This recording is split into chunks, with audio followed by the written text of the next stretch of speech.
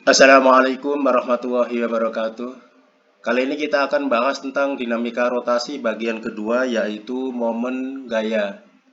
Momen gaya atau torsi merupakan besaran vektor yang mengakibatkan benda berotasi atau berputar. Misalnya kita buka pintu, buka baut, dan seterusnya. Besaran-besaran apakah yang berkaitan dengan momen gaya? Perhatikan gambar berikut. Seseorang yang membuka baut dengan kunci itu adalah momen gaya, ada momen gayanya di sana. Atau membuka roda mobil itu ada momen gayanya di sana. Bahwa orang memberikan gaya kepada kunci sehingga kunci dapat memutar baut. Nah, baut berfungsi sebagai sumbu rotasi, sedangkan perpanjangan garis gaya disebut garis kerja gaya. Apa garis kerja gaya dan lengan gaya itu? Perhatikan gambar berikut.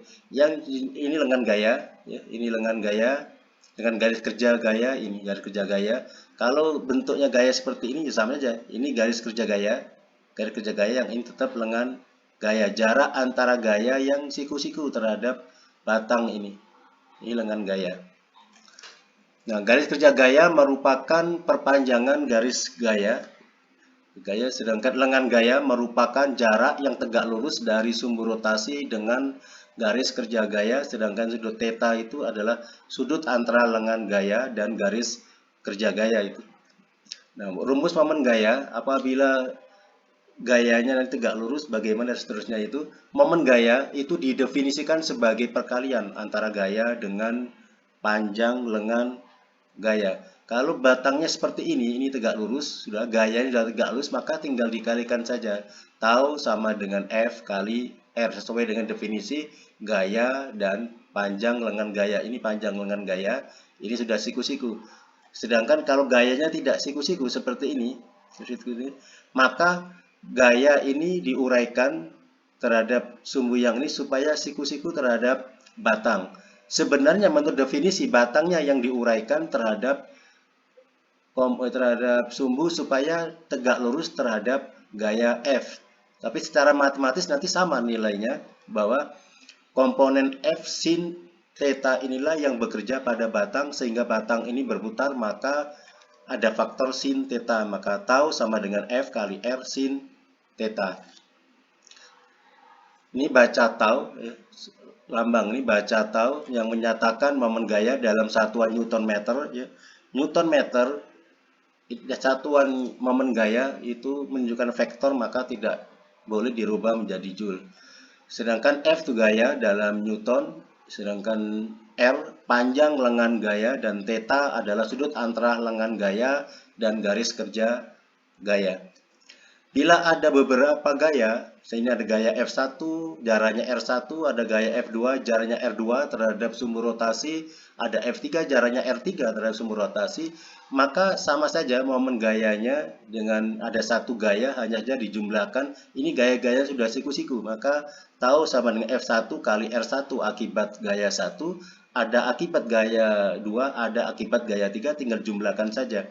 F2 kali R2 ditambah F3 kali R3 dan seterusnya. Kalau ada F4, F5 dan seterusnya. Arah momen gaya ikut ini. Pada batang ini bekerja gaya seperti ini, dalam hal ini ke atas, maka batang ini akan berputar ke kiri, atau berlawanan arah jarum jam.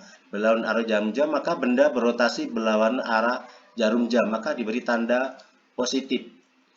Tempat putarnya di sini, sumbu rotasinya, maka gaya akan seperti ini. Anda bayangkan sendiri. Kalau gayanya ke bawah seperti ini, maka berputarnya ke kanan atau searah jarum jam.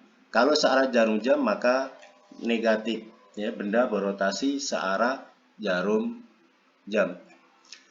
Hubungan momen gaya dan momen inersia dan juga percepatan, maka seperti ini. Perhatikan gambar ini. Ya. Apabila ada partikel bermassa M bekerja gaya, maka benda ini berotasi, bukan bergerak lurus, ya. Benda ini dalam posisi berotasi dengan jari-jari R, maka kita gunakan hukum Newton 2 saja, ya. Hukum 2 Newton pada partikel ini, pada gerak translasinya, maka F itu sama dengan M kali A, hukum 2 Newton. Sedangkan karena ini melingkar, bendanya berotasi, maka percepatan ini adalah sama dengan alfa kali R, ya, dalam gerak melingkar. maka diganti A-nya diganti alfa kali R, maka seperti ini. Maka ini sama saja dengan F sama dengan M kali R kali alfa. Sekarang F ini kalikan R, ini juga kalikan R, nanti akan berubah nilainya. Nah, seperti ini. Ya, F dikalikan R, posisi yang kanan juga dikalikan R. Jadi kedua ruas dikali dengan R. Maka hasil nanti F kali R, M kali R kuadrat kali alfa. Ini R kali R, R kuadrat.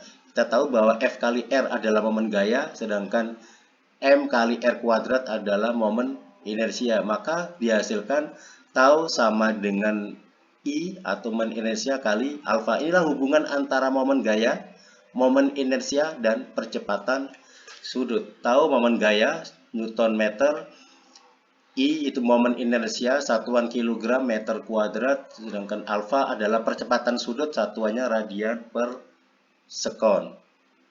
Contoh soal 1. Pada sebuah batang yang masanya diabaikan bekerja gaya seperti gambar.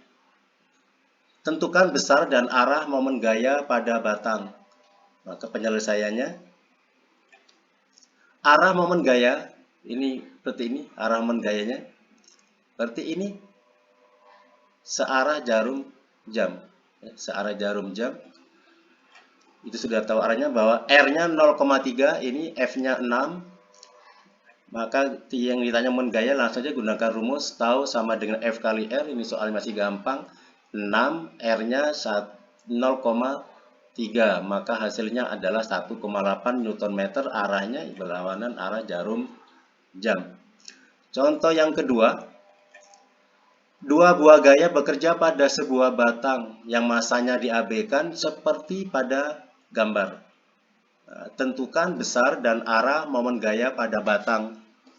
Nah, penyelesaiannya, sekarang kita rubah seperti ini. Dari gambar soal ini kita rubah seperti ini. Perhatikan gambar mana R1, mana R2, mana theta mewakili gambar ini, mana F1, F2, dan seterusnya. Ini berubah seperti ini. Maka dari ini data bisa diambil F1-nya sudah tertera, F1-nya yang 8 Newton, yang ini terus dan seterusnya, didapat F2 6 Newton dan seterusnya, R1 1 meter, R2 1,5 meter, theta-nya 30 derajat.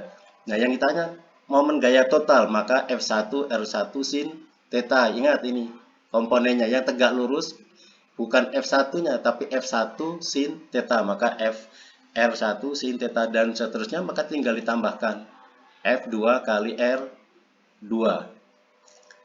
Maka masukkan angkanya, F1-nya 8, R1-nya 1, sin theta, maka sin 30 derajat, F2-nya 6, R2-nya 1,5, dan seterusnya nanti akan didapat. Mengapa negatif? Karena F1 ini tanda negatif, ya. Masukkan tanda negatifnya. Maka momen gaya F1 R1 sin theta itu negatif. Ini lihat gambar, berotasi searah jarum jam, dengan F2-nya positif, berlawanan arah jarum jam. Maka min 8 kali 1 tetap 8, sin 30 0,5, 6 kali 1,5 itu 9. Min 8 kali 0,5 min 4 ditambah 9, maka hasilnya adalah plus 5 Newton meter. Berarti positif, artinya berlawanan arah jarum jam. Contoh soal nomor 3. Pada sebuah batang yang masanya diabaikan bekerja gaya seperti pada gambar. Nah, ini gambarnya. Tentukan besar dan arah momen gaya pada batang, sama dengan soal nomor 1, nomor 2, tapi ini ada 3 gaya. Berarti kan penyelesaiannya, gambar-gambar ini kita rubah seperti ini, yang menunjukkan arah juga. Jadi ada F1, ada F2, ada F3. Perhatikan, bandingkan gambar soal dengan gambar penyelesaian. Mana F1, mana F2, mana R1, mana R2, mana F3, mana R3.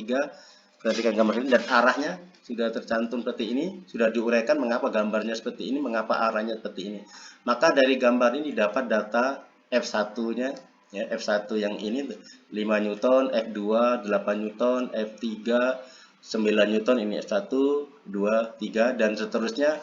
Lihat gambar, bandingkan gambar soal dengan gambar penyelesaian, maka didapat R1 0,2, R2 juga sama, R3-nya 0,4. Yang ditanya tetap momen gaya totalnya. Maka gunakan rumus F1 kali R1 dan seterusnya F2 kali R2, F3 kali R3. Ingat F1 negatif, ya. F1 ini menghasilkan momen gaya negatif terhadap R1, ya, terhadap O jaraknya R1, maka tinggal masukkan angka sama seperti nomor 2, 5 kali 0,2 ditambah 8, F2-nya 0,2 juga, F3 9 kalikan R3 0,4. Ya, ingat F3 negatif. Jadi ini 1, ya, min 5 kali 0,2 adalah 1. Min 1, 8 kali 0,2, 1,6. Ini negatif 9 kali 0,4, min 3,6. Maka kalau ini dijumlahkan, min 3 Newton meter negatif, ya, negatif 3 Newton meter, maka menunjukkan searah jarum jam. Demikian pembahasan kita pada kesempatan ini, semoga bermanfaat, tetap semangat dan sukses selalu. Terima kasih. Assalamualaikum warahmatullahi wabarakatuh.